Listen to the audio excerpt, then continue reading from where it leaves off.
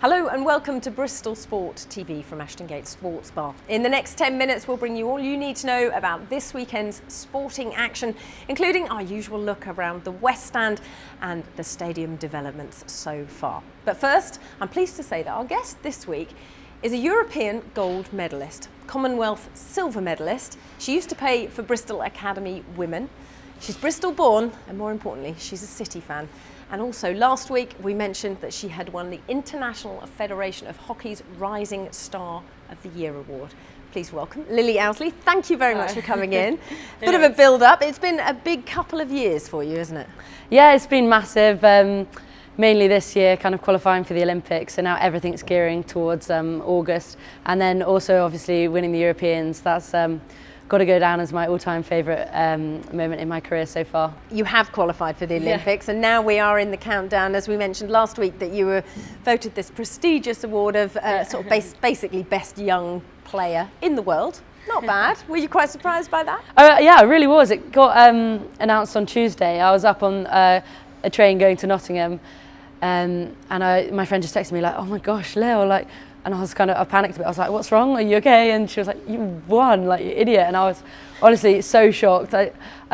One of the Dutch girls that I was up against, she's won it before, and so kind of like taking that off me before. So I was kind of like, she'll probably win it again. She's incredible. But so you've got two against the Dutch now. You took the gold medal at the Europeans. Now you've got they must hate me. Yeah, they really hate you now. You are a big City fan. You also used to play for Bristol Academy Women under Mark Sampson, so Lioness's manager. What made you choose? What made hockey better than football? It's such a tough one because this was kind of, it was quite a gradual change. I mean, I was probably juggling the two for all about maybe 4 years, kind of going from a football match in the morning to a hockey match in the afternoon, darting back to watch City in the second half. My Saturdays used to be pretty hectic, and it got to a point where I had to make a decision, and it was also, I was getting to the point where I was going to sixth form and whether I went to Filton College to carry on playing for Bristol Academy, and in the end I thought that staying at my school would be the best for my hockey. Well, it's obvious that football plays a key part of your life, not only in your formative years, but obviously as a City fan as well. And I know that you were down here at the weekend for the game against Birmingham. You try and plan your schedule when you're home for when they're here. Yeah, I mean, my parents are starting to make a joke that I'm not going back to see them. I'm just back to the game. I kind of get to the game and I'm off again. But yeah, I love coming back to watch them. Obviously, it's such a massive part of my childhood. My mum working for Bristol City, kind of just spending all my youth days around the training ground, watching the boys kind of train, play. Joe Bryan, Bobby Reid, Wes Burns. It's so good to see them on the pitch now doing their thing, because obviously they're the boys that my mum's taught, and kind of we always look out for them. We always look out for their names, and yeah, especially it's nice seeing Joe get out there starting and things like that. But and a returning player as well. Yeah, exactly. So Scott Goldwell's back and everyone's getting back in. Bristol's taking over again. Bristol's the place to be. Exactly. But not for you, because you're about to head off to Australia. Just finally, talk us through what the next sort of 7-8 months has in store for you in that countdown to the Olympics and what we can look out for. I'm absolutely buzzing to get out of this weather. It's freezing. Yeah, I'm quite jealous you're off to Australia. And Australia is very hot at the moment, but yeah, we're off to Australia for a few weeks. That's kind of test matches against Australia, who are one of the teams in our group. So it's and they're always one of the contending medal contenders for Olympic gold, silver, bronze. Yeah. See, it's different to 2012. I think there's about maybe 5 teams in contention for that medal, and it is so open, which kind of does create a bit of anxiety, but it's also quite a big challenge. And yeah, we're going to put ourselves out there like all the other teams. But yeah, Australia are always kind of a team that we show a lot of respect. And then you've got another Home Nations tour in June. Have you got another competition? Yeah, we have the Champions Trophy, which is in London again, and the Europeans has kind of shown what a home tournament can do, and we absolutely love playing there. It's such a great pitch, great atmosphere. Yeah, the home of hockey, so it's always great to go and play at Lee Valley.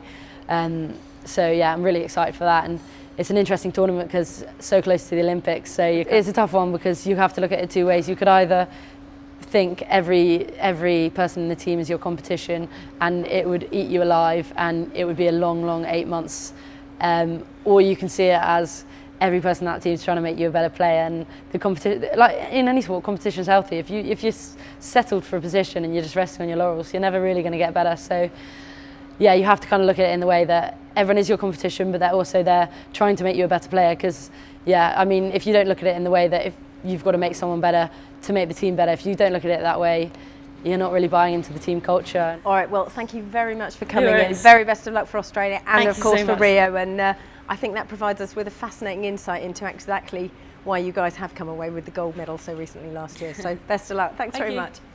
Well, whilst Lily faces warmth and sunshine in Australia, her beloved city faced the prospect of a trip up the M4 to London. After an impressive draw against playoff-chasing Birmingham City at the weekend, they now face a 6-pointer against Charlton Athletic, backed by more than 2,000 visiting fans, as Adam Baker reports. The closure of the transfer window came and went earlier this week, with Bristol City just tying up one deal, turning Richard O'Donnell's loan move into a permanent transfer. The goalkeeper was delighted to put pen to paper on a 2.5-year contract. I'm really enjoying it. Everyone's been brilliant with me. The fans and the club obviously put him in the house and everything like that. They've all been different class with me. So from that point of view, I couldn't have asked for anything more. And I'm just enjoying playing my football. And like I said, I just want that to continue. City completed 5 deals during January. And John Pemberton, the interim manager, is happy with his squad going into Saturday's massive game at Charlton, where they'll be backed by more than 2,000 Bristol City fans.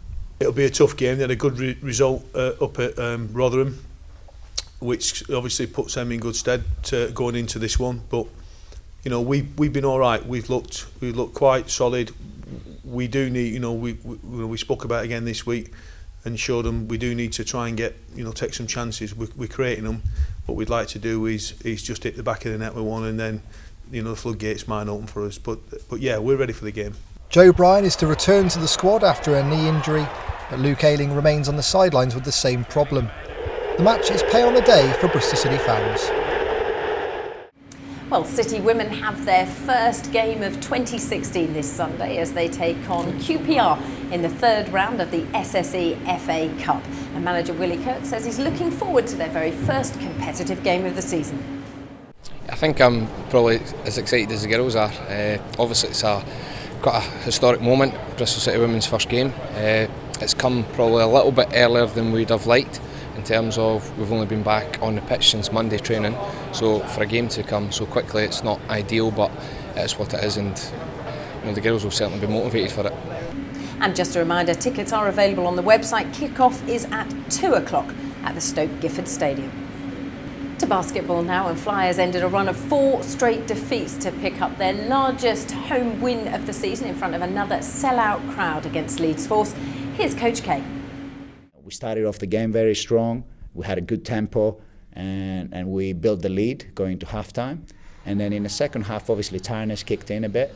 But I think what most importantly, even though offensively sometimes the execution was not there, defensively we were able to get key stops and we never allowed Leeds to go on a run. And I think that was huge, and it showed a lot of character.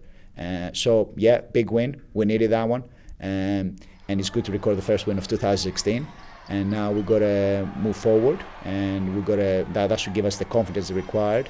But we've got to keep on working on our game on both ends of the court, and just keep on building up. We have some important games coming up, and we've got to use this as the confidence, that energy boost that we required.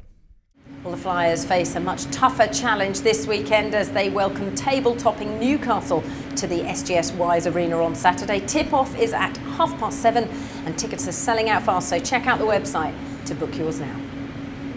It was a big week for Bristol Rugby as they announced their new forwards coach, the Australian Mark Bakewell.